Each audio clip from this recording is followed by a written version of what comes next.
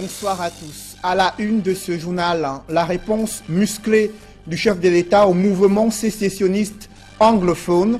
Selon le gouverneur du Sud-Ouest, Paul Biya vient d'ordonner une mobilisation de l'armée pour contrecarrer cette tentative de partition du Cameroun telle que projetée le 1er octobre 2017 face à la menace séparatiste. L'on note qu'il y a 72 heures de couvre-feu qui sont annoncées dès demain vendredi dans le Sud-Ouest. Cette décision des autorités administratives résonne dans les esprits comme un air d'état d'urgence. À suivre dans ce journal l'intégralité des mesures de restriction des libertés qui entrent en vigueur dès demain vendredi et la réaction de la classe politique. Le cercle vicieux des crises économiques vécues en Afrique centrale préoccupe les Nations Unies. Sa commission économique pour l'Afrique scrute les difficultés structurelles qui plombent le développement socio-économique de la sous-région Afrique centrale. On en parle au cœur de ce journal.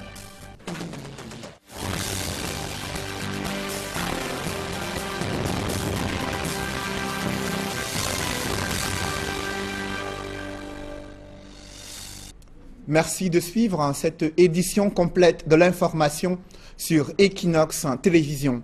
Suite aux escalades de violence, la propagation des messages radicaux et sécessionnistes anglophones, le gouverneur du Sud-Ouest annonce une mobilisation de l'armée pour préserver l'intégrité du territoire, garantir la sécurité des personnes et leurs biens dans cette région en proie à la crise anglophone. Bernard Okalabilai précise qu'il s'agit d'une instruction du chef de l'État. Dans un tel climat tendu, le gouverneur du Sud-Ouest exhorte les populations à rester calmes. Il les invite à ignorer les appels à manifestation pour ce week-end. Le gouverneur du Sud-Ouest déclare que les éventuels fauteurs de troubles vont faire face à une réaction ferme des forces armées. L'autorité administrative conseille aux parents de garder leurs enfants à la maison. Et pour contrecarrer cette tentative de partition du Cameroun, une série de mesures de restriction est annoncée dès demain vendredi à partir de 21 h jusqu'à lundi 2 octobre 2017 dans la région du Sud-Ouest. Selon le gouverneur de cette région, la circulation des motos-taxis est interdite dès demain vendredi soir. Le transport interurbain est suspendu entre les différentes villes et départements du Sud-Ouest. Les frontières maritimes et terrestres sont fermées. Les snack-bars et discothèques sont interdits de fonctionner à partir de demain vendredi soir jusqu'à lundi.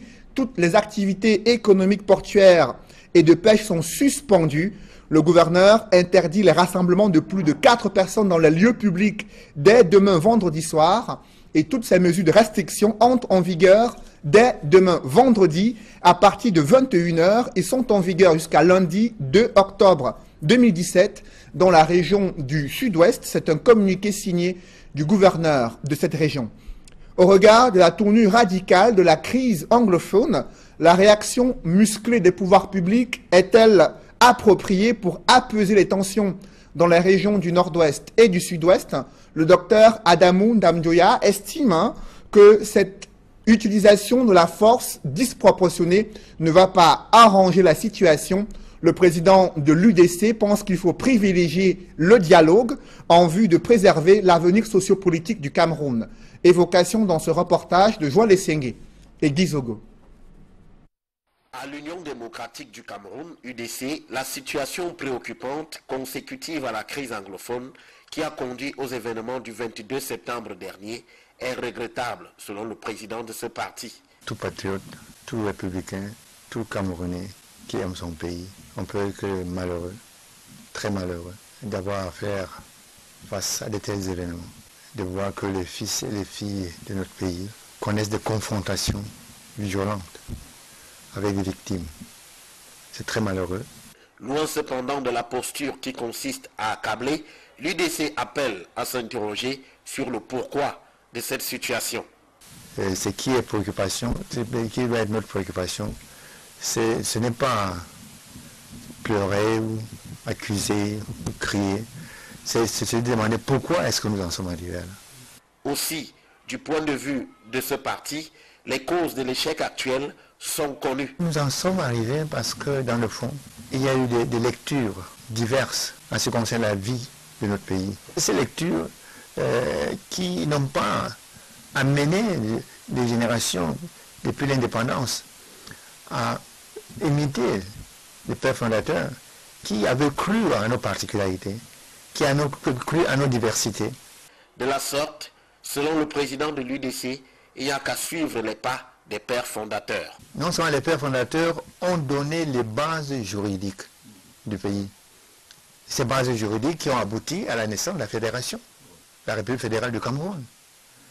Mais ils ont aussi donné des bases politiques, des formules d'approche sur la base de concertation, sur la base de dialogue, pour continuer en harmonie à consolider des particularités qui font du Cameroun cette Afrique en miniature. Ce qui consolide la critique à l'endroit de la marche du Cameroun depuis 1961. Mais malheureusement, nous avons assisté progressivement à l'élimination des formations politiques après 1961 pour arriver à une seule formation politique, maintenant à la République unie du Cameroun, après le référendum de 1972. Bon, est-ce que ça s'est fait sur des bases de concertation? Mais cela peut se revendiquer de la démocratie qui est un référendum. C'est ça. Mais est-ce que ça a respecté l'esprit des pères fondateurs? C'est ça le point d'interrogation. Malgré les insuffisances ainsi relevées, l'UDC appelle à ne pas réitérer les événements qui ont ensanglanté le Cameroun après son indépendance. Nous avions assisté aux premières heures de l'indépendance, juste avant l'indépendance, à des tueries dans les maquis, à des assassinats dans les maquis, que ce soit dans la Sénégal-Maritime ou à l'ouest. Nous avons assisté à des traumatismes très forts qui marquent encore les populations. Nous ne voulons plus de cela. Un message d'apaisement dont la portée sera confrontée à la réalité le 1er octobre prochain. Après l'échec de certains membres du gouvernement dans la résolution de la crise anglophone, des acteurs politiques se proposent d'être les médiateurs d'un dialogue plus inclusif. C'est le cas d'Olivier Billet de l'UFP. Il s'exprime dans ce reportage de Guy Zogo. Devant la crise anglophone qui s'aggrave, Olivier Billet se pose en recours. Au cours d'une conférence de presse à Yaoundé, le président de l'Union pour la fraternité et la prospérité, UFP, s'est porté candidat pour conduire une médiation dans cette crise. Face à l'impasse radicale vers laquelle cette affaire a mené le pays tout entier, et considérant les périls incalculables auxquels la nation est désormais exposée, je me rends disponible, ici et maintenant, pour diriger une médiation ouverte qui se révèle aujourd'hui indispensable. Il souligne néanmoins qu'il revient désormais au chef de l'État par un acte de mettre en route cette initiative.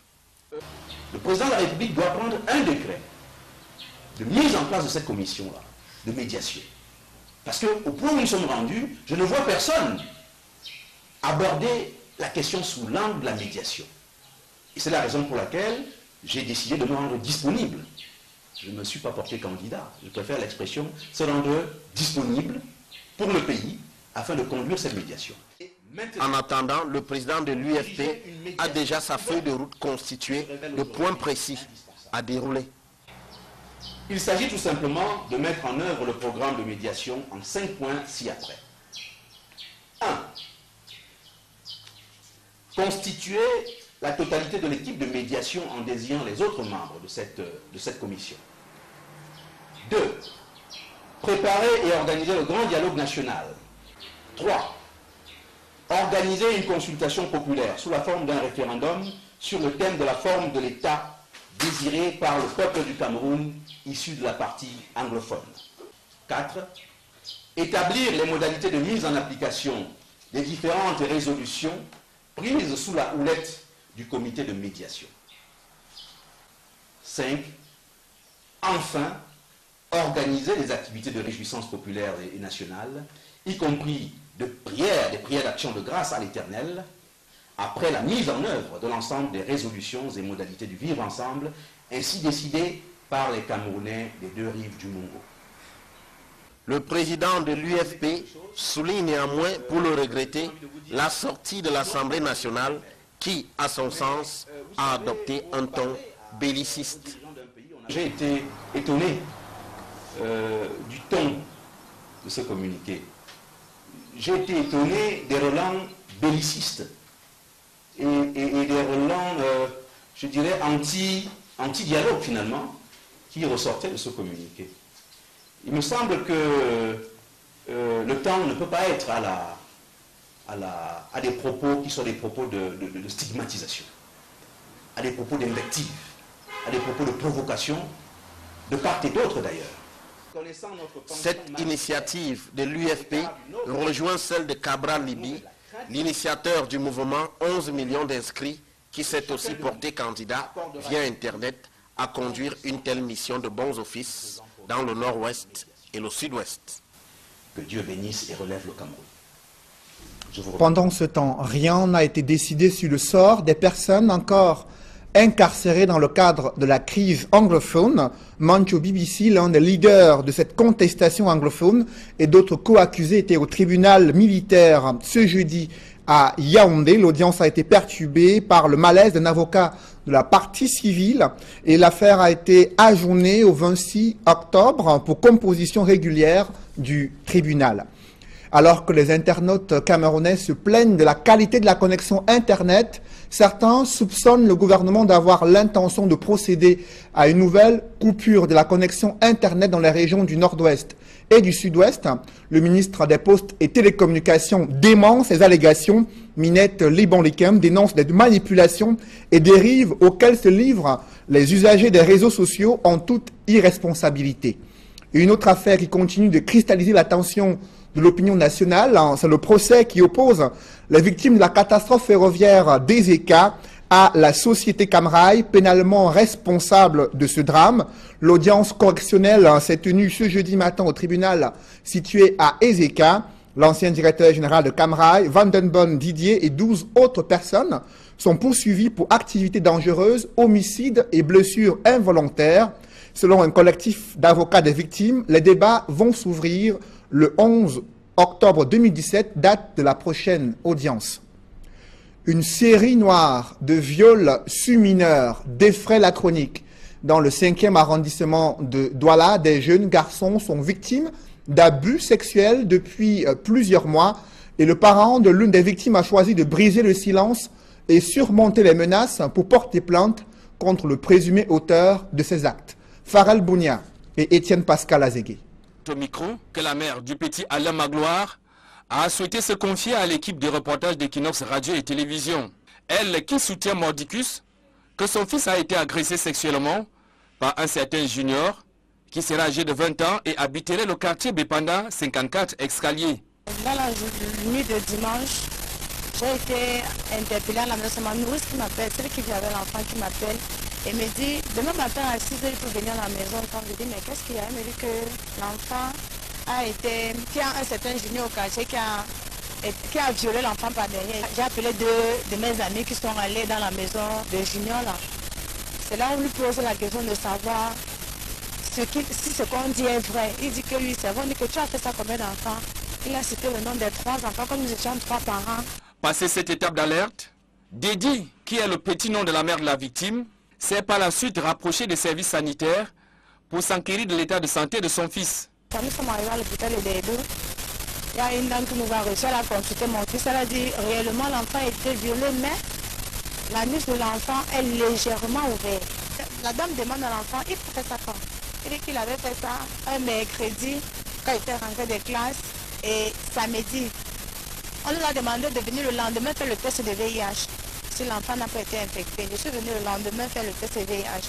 Moi j'ai dit, je ne peux pas accepter le résultat qu'on a fait tant qu'on n'a pas passé les appareils sur l'enfant pour voir si réellement l'enfant n'a pas été détruit de l'intérieur. Quand j'arrive à l'hôpital à Kentini, le lundi, à peut-être midi, j'ai marché, les autres infirmières ne reconnaissaient pas qui était un proctologue. L'examen proctologique du petit Alain Magloire indique certes aucune particularité, mais sa génitrice a déposé une plainte auprès du commissariat du 7e arrondissement.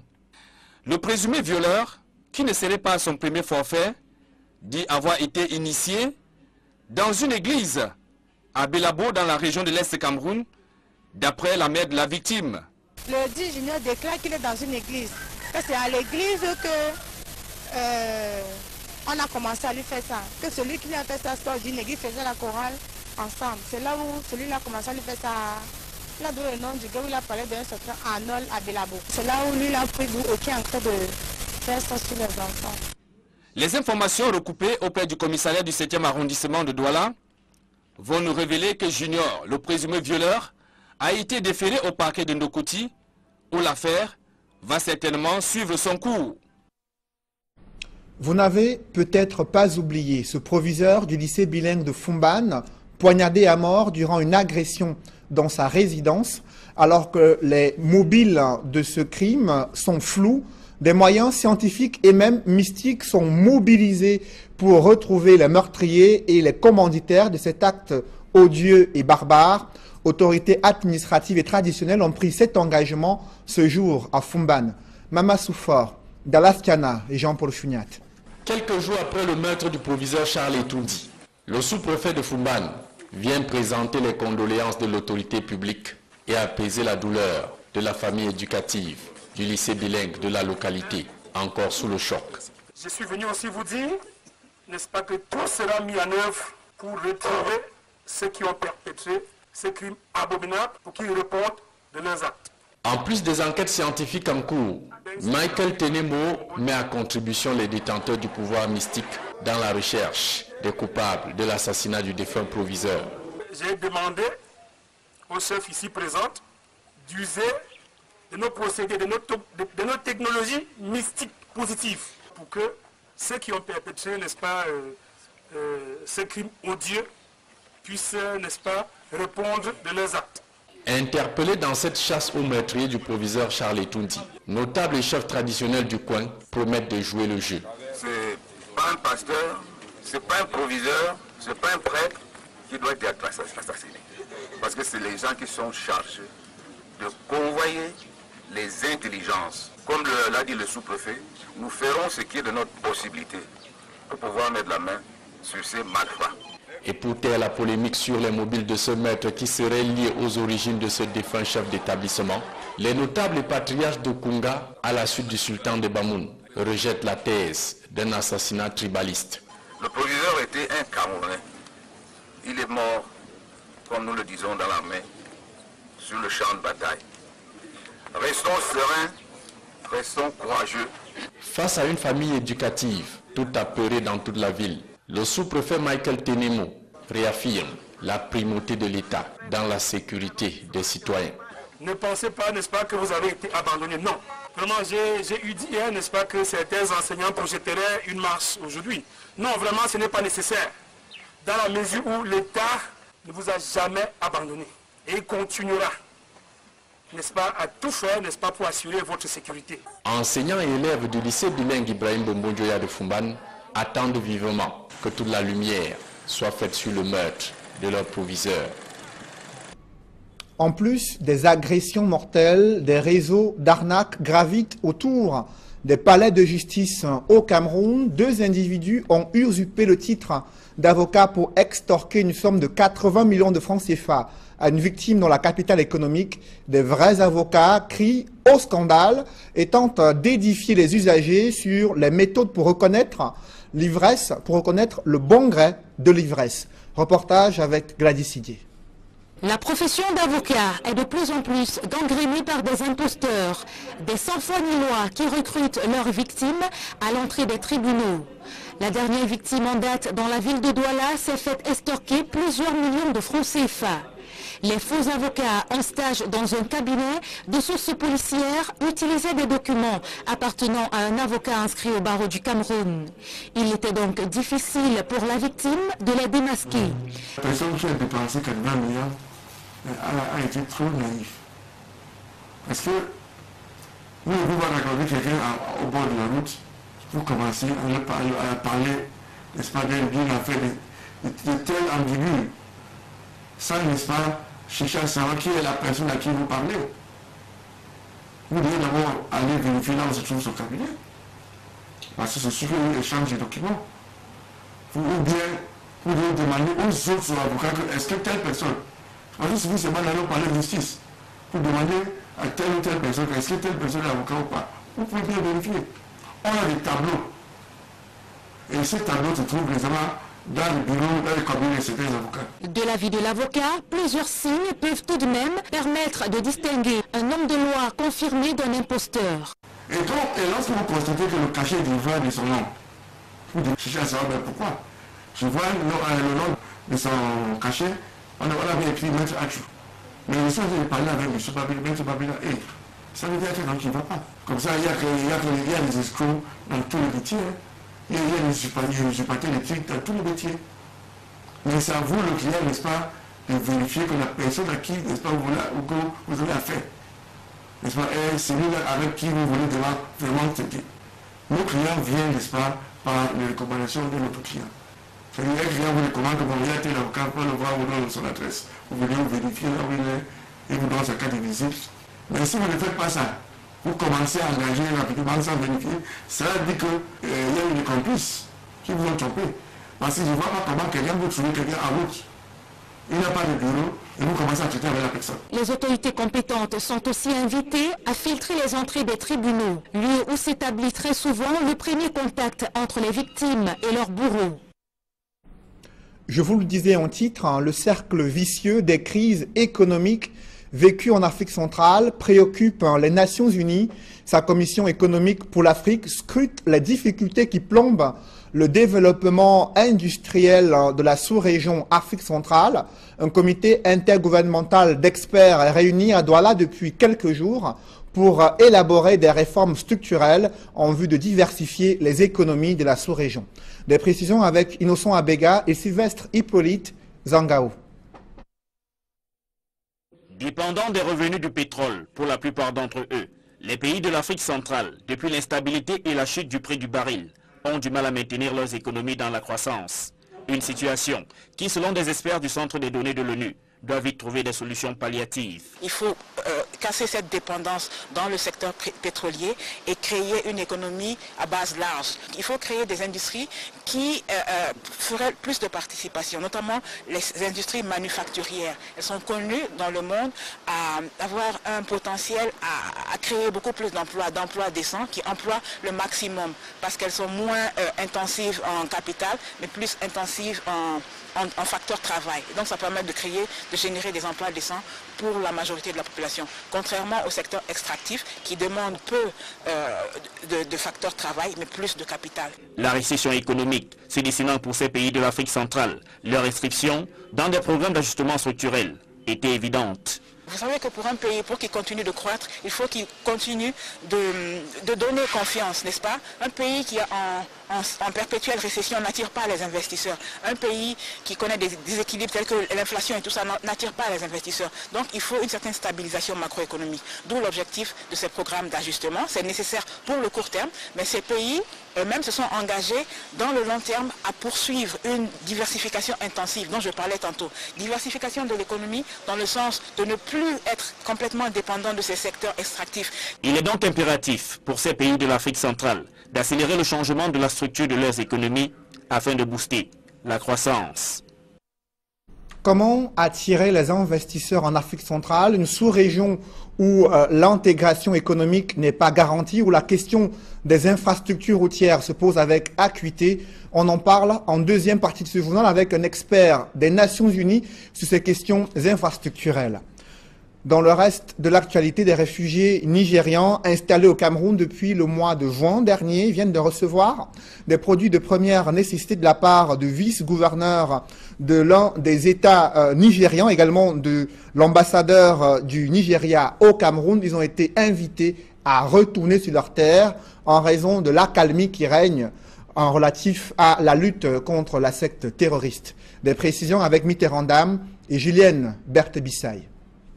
Des produits de première nécessité sont remis aux réfugiés nigérians qui ont échappé à la mort du côté du Nigeria. Installés au Cameroun depuis 2 mois dans la localité de Atta, dans l'arrondissement de Bankim, département du Mayo-Bagno, ils ont accueilli à bras ouverts cette délégation conduite par le vice-gouverneur de l'État de Taraba au Nigeria ainsi que l'ambassadeur nigérian au Cameroun. Le vice-gouverneur rassure ses populations des mesures sécuritaires prises dans son pays. Il n'y a jamais été question d'insécurité. Ce qui s'est passé, c'est un clash entre les communautés Foulanis et Mambila. Le gouvernement fait tout son possible pour que ceux qui ont quitté leur localité y retournent. Nous allons tout faire pour que la paix revienne là-bas à jamais. C'est la raison de notre présence ici avec l'ambassadeur. Les autorités de Bankim pensent que c'est un grand geste de la part du pays voisin. Nous sommes donc très contents, d'ailleurs le sous-préfet l'a dit, pour recevoir les réfugiés qui sont chez nous depuis longtemps seront réconfortés par l'appui alimentaire que ces autorités nigérianes ont fait. Ils sont venus avec un message d'espoir et de réconfort et ils ont également demandé à leurs sujets, à leurs nationaux de pouvoir repartir au Nigeria. Mais nous nous sentons très proches d'eux dans leur souffrance. C'était un événement malheureux qui a conduit à leur déplacement vers notre canton. La localité de Bankim, qui croule depuis juin dernier sous le poids de ces réfugiés, fait face à de nombreuses difficultés sur le plan sanitaire. Premièrement, il y a un manque en personnel. Le chef de centre est seul. Et il y a les retraités qui viennent en aide. Et en médicaments, le centre a besoin de médicaments pour prendre en charge les réfugiés qui sont là sur place. Et on a aussi les difficultés d'eau. Bien sûr qu'il y a l'adduction en eau, mais cette eau-là n'est pas régulière. Et au niveau même des centres de santé, il y a les lits qui nous manquent. Et aussi la table d'accouchement. Il y a beaucoup de choses qui nous manquent. On rappelle, il y a 2 mois, les conflits agro-pastoraux au niveau de l'État de Taraba au Nigeria avaient provoqué la fuite de plusieurs personnes au canton de Atta, au Cameroun. Un public reportage avant la deuxième partie de ce journal, le laboratoire Biopharma qui lance la campagne « Fais la rentrée scolaire avec Bactol », une initiative qui vise à lutter contre les infections dues aux bactéries en milieu scolaire. Reportage.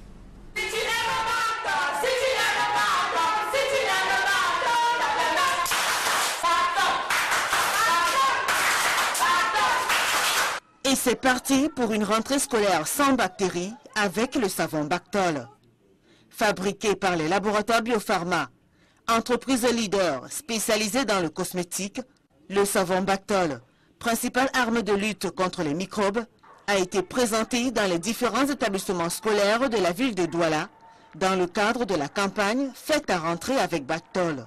L'initiative des laboratoires Biopharma vise à mettre les enfants à l'abri des multiples infections causées par des microbes.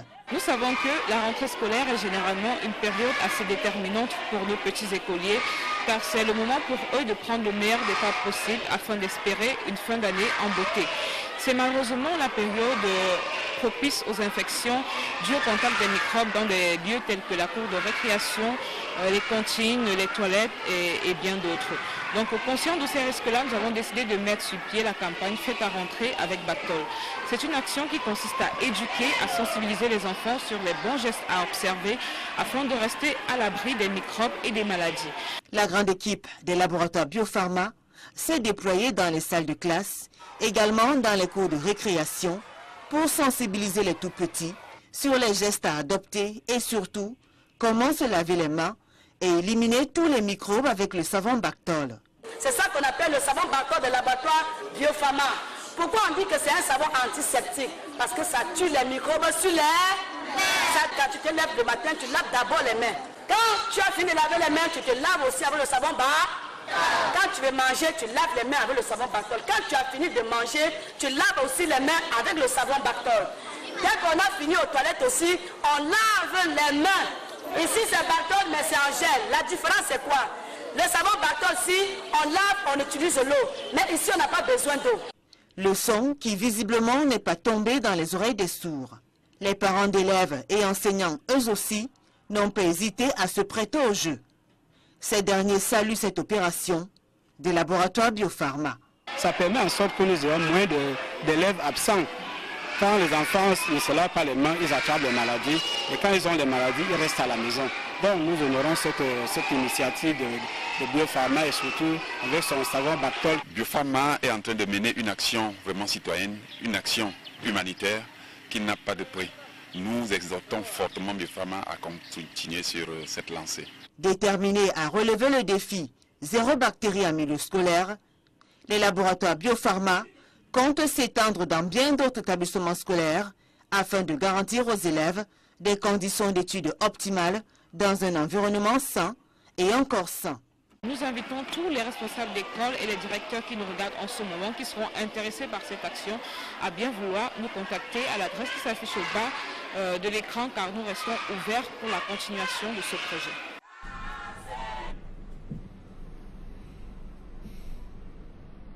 Dans une poussière de seconde, la deuxième partie de ce journal.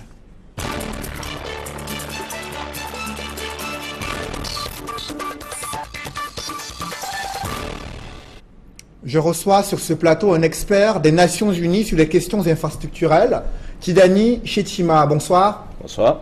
Je précise également que vous travaillez sur l'initiative des clusters pour le Bureau Afrique centrale de la Commission économique des Nations Unies. Sur les infrastructures de transport dans la sous-région Afrique centrale, quel est l'état des lieux que vous avez dressé jusqu'ici? Alors l'état des lieux des transports en Afrique centrale est que c'est la sous-région la moins intégrée en matière d'infrastructures de transport. Lorsqu'on regarde les autres sous-régions, je donne l'exemple des infrastructures routières. Vous irez dans n'importe quelle sous-région, vous pouvez aller d'une capitale à une autre sur une route entièrement bitumée, ce qui n'est pas le cas de l'Afrique centrale.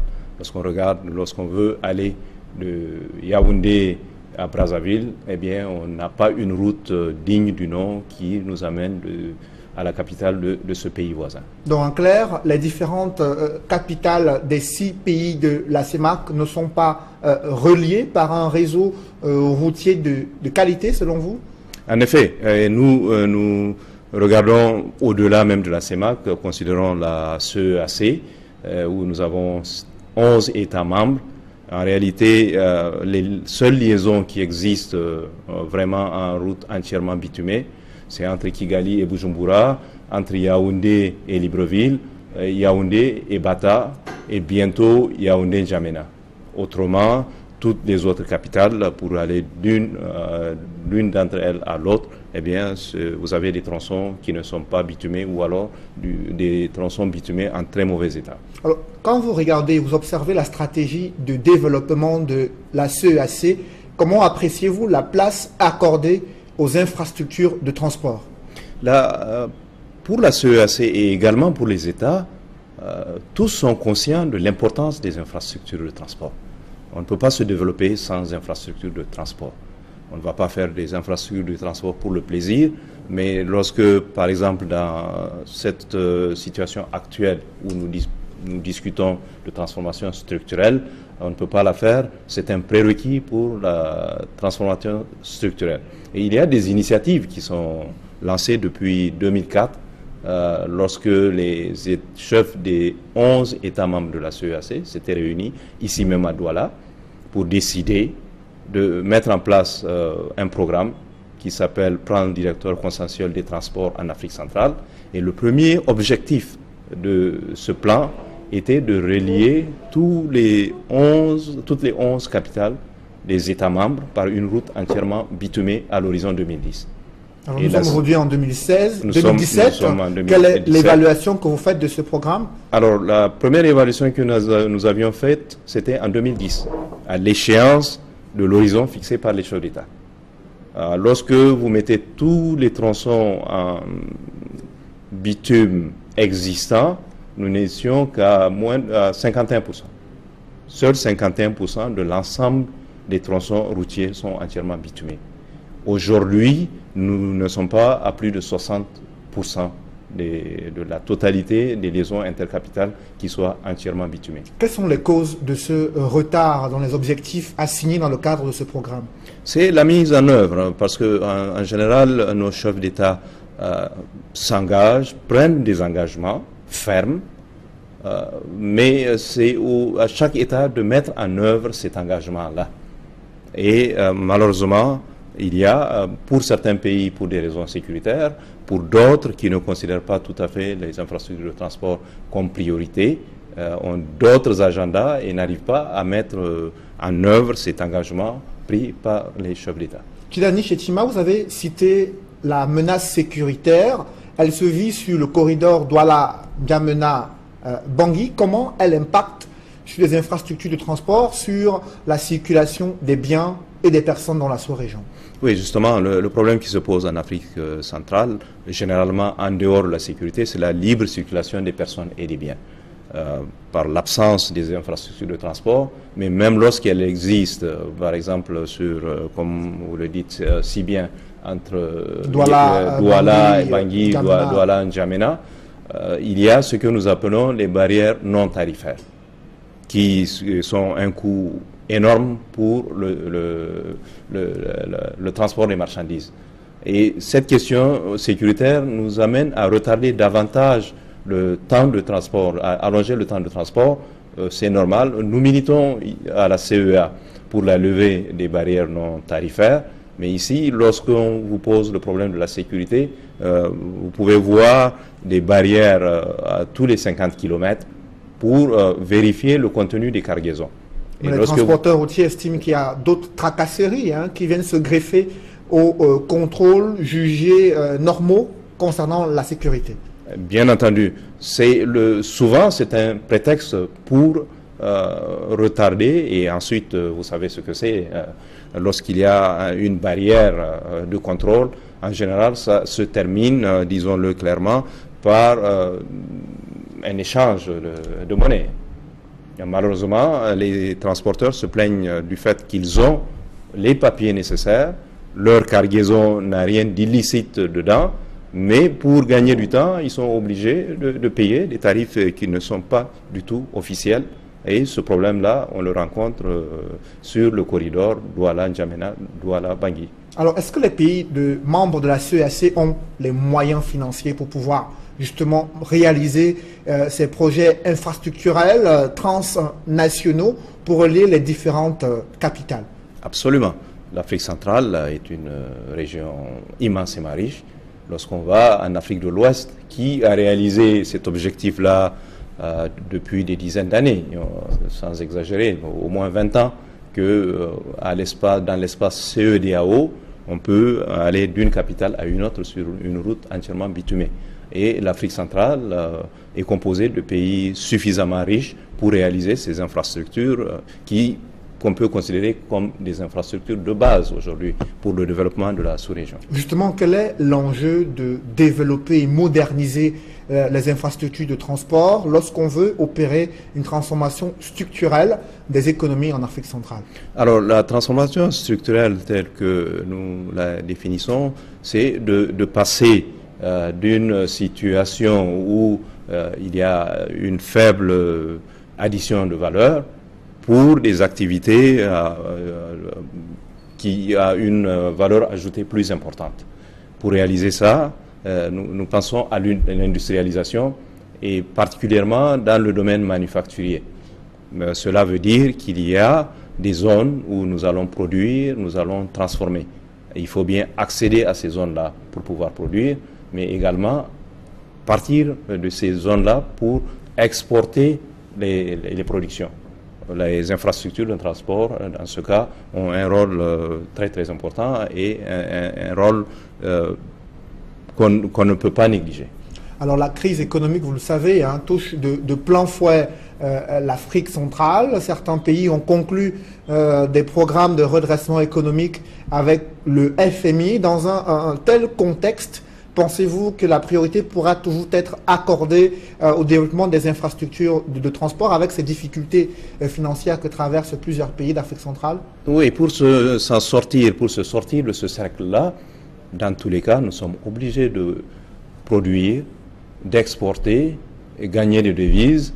Et on ne peut pas rester enfermé dans ce cercle-là et continuer au service de la dette. Donc les bailleurs de fonds ne sont pas du tout opposés au développement des infrastructures, mais il faudrait que ce soit des infrastructures qui soient justifiées économiquement.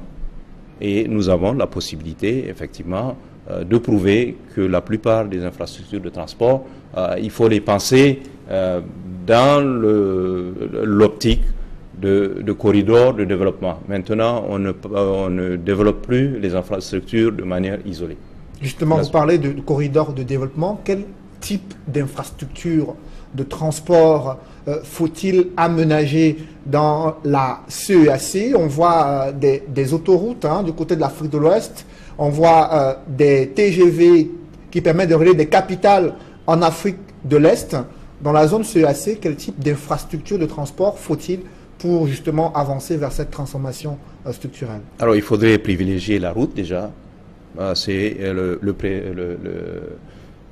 les infrastructures primaires à développer et le rail également. Lorsqu'on voit les distances, lorsqu'on voit la capacité du train pour le transport des marchandises, nous sommes dans une région qui est riche de matières premières, une région qui a besoin de transporter ces matières premières, même si nous recommandons de transformer ces matières premières. Le rail est également une solution pour l'Afrique centrale. Donc, c'est de développer les infrastructures de transport routier, mais également le transport par le rail, mais également le transport fluvial. Le transport fluvial est un type de transport qui ne coûte pas excessivement cher et la sous-région est dotée de cours d'eau qui sont navigables.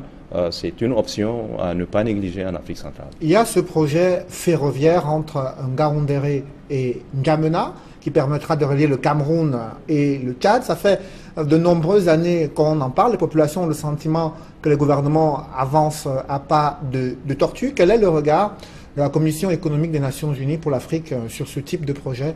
Ce type de projet fait partie du plan directeur consensuel des transports dont je parlais. Cette liaison est importante. Le Tchad étant un pays enclavé qui n'a que le port de Douala pour accéder à la mer, le transport routier est excessivement cher. Donc c'est la solution aussi bien pour le Tchad que pour la RCA, c'est de pouvoir utiliser ce rail, ce transport ferroviaire, et c'est des infrastructures qui demandent beaucoup de ressources financières.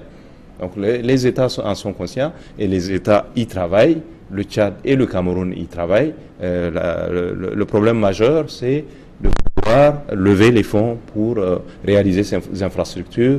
Et malheureusement, les bailleurs de fonds ne sont pas... Ils sont très frileux lorsqu'il s'agit de développer des infrastructures ferroviaires en Afrique. Est-ce que l'une des pistes comme solution ne pourrait pas être l'appel au secteur privé dans le cadre de la mise en œuvre et la modernisation des infrastructures de transport? Comment opérer avec le secteur privé, le secteur public pour mettre sur pied de tels projets? Oui, absolument. Le partenariat public-privé est une bonne source de financement des infrastructures de transport. Ça s'est fait en Afrique australe où ils ont pu construire des autoroutes et le promoteur qui a pu récupérer son investissement à travers les péages qui sont payés par les utilisateurs. Merci Tidjani Chetima. Je rappelle que vous êtes un expert des Nations Unies sur les questions infrastructurelles. Vous travaillez sur l'initiative des clusters pour le bureau Afrique centrale de la Commission économique des Nations Unies. Merci d'être venu sur ce plateau. C'est moi qui vous remercie.